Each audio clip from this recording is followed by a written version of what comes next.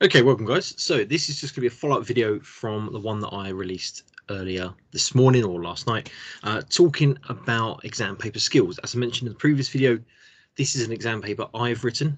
I made it for my class. It doesn't perfectly match up to an official exam paper, but it's pretty much the same template structure. And what I've done is I've got my last question here, section C, which in this case it says residential care, but in a real exam paper, this will always be section 4, age-related needs. Age-related needs always looking at the very young or the very old and providing support and care for those individuals. Now, the case study we've got here, the example, is Norma. Norma is 89 and has been living on her own for the past 30 years. She has lived in her home for the past 30 years. She spent the last 8 years alone since her husband Alfred died. She had a fall and was admitted to hospital. She's been released, but they have raised some concerns about her cognitive health and suspect she may have early stages of dementia. While recovering home, she's been assigned a home help support worker. However, Norma has refused the support, arguing that the help often arrives around 11:30, by which time she's had to dress and feed herself. Following a referral by the hospital, they've confirmed she does have dementia and are treating her for the condition. The GP has recommended she consider moving into a residential care home. Now, I've produced my answers. They're already written up here. I thought I'd just quickly talk through them, show you the mark scheme, and again, talk about the structure of these questions, the 2, 4, 6, 8. So for the 2 marker, we've got to identify 2 of Norma's needs that should be addressed in her care plan. So we're focusing on what needs Norma has in relation to her care plan. Now, in my answering, the things I thought about with this question was, she may have mobility and movement support. She may need help with mobility and movement. I've also put ensuring that she is taking her medication correctly. With a 2 marker like this, it's a 1 + 1. You're making 1 point and a second point. You're just identifying the need, the person, the professional, the responsibility, the right, the role, or the health condition, whatever the 2 points are. No extra detail. As we've got here, mobility and movement, taking a medication, and that's those done. The next question is our 4 marker. Now the 4 marker here says describe 2 services that a home help can support Norma with or provide to aid her recovery. Again, with a 4 marker, it is a 1 + 1. So you're making 1 point with a short explanation. Second point, short explanation.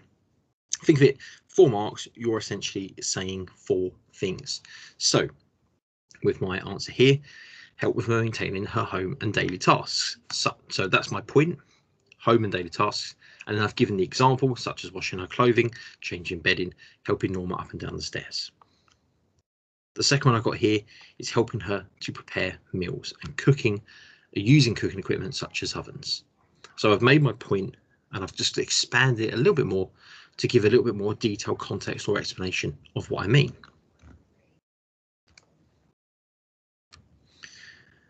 Question C here is explain what the professionals can do to empower Norma and help her retain independence. Now, with a 6 marker like this, again, as always, you're making a 3 points with 3 explanations. So obviously it's the 1 point, explain, and second point, explain, third point, explain. On my answer in here, if I put my first point, so allow Norma to be part of planning, that's empowerment. Encourage Norma to continue with activities and clubs and hobbies, encourage Norma to maintain a routine and make home adaptations to help her live in her home as long as possible. Now, if I was uncomfortable, uncertain, or unsure about any points, as I am here with this first one, I can put an extra point in. If you're ever unsure, put 1 more, is kind of what I always think. So if you're ever unsure about a point, put an extra one in. It's only going to help. So if this one is incorrect, for example, and we black it out, so it's wrong, then I've got 3 answers that could be correct, and I'm kind of hopefully still going to get 6 marks rather than potentially only 4.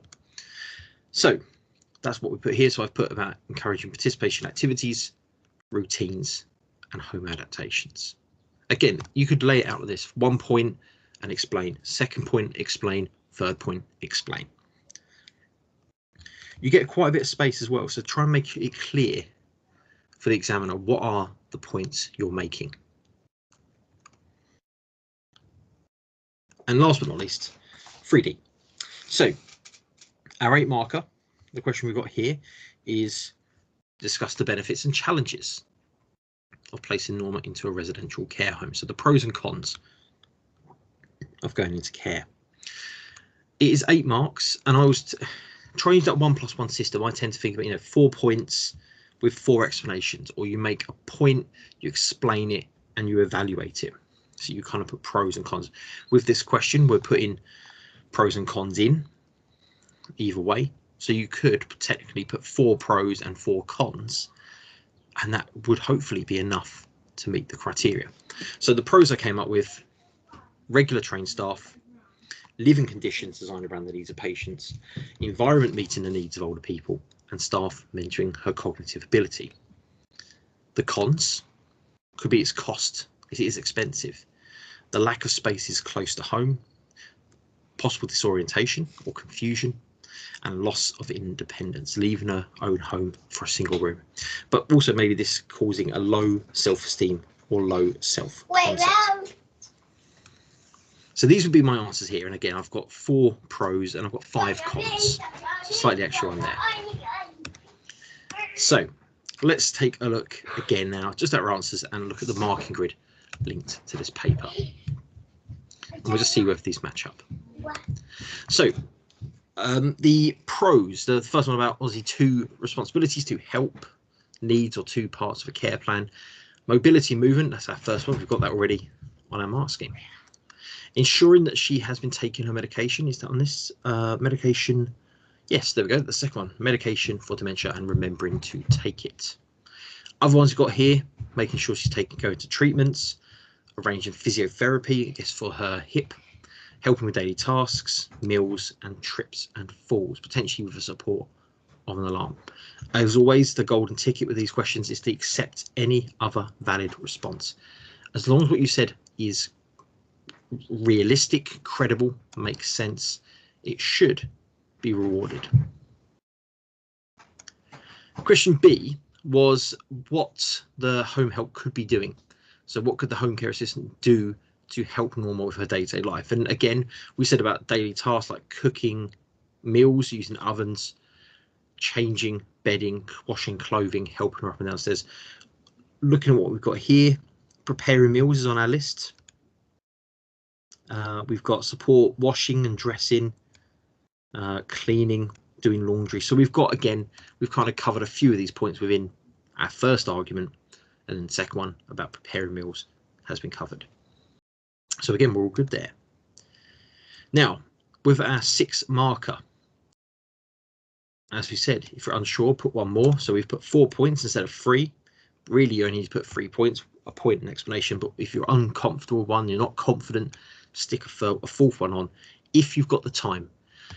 Don't spend time doing extra points and doing loads and loads of points when it's only gonna, if you're confident with the 3 you've done, don't put any equals down. It's more if you're unsure. So again, we've got continue her clubs and activities. Not in the same sense. We've got here organised gentle activities that Norma can take part in. So it's similar, but it's not the same, but it would still be credible. Again, any other valid response. Help her maintain her routine, such as cooking, shopping, and provide support. So again,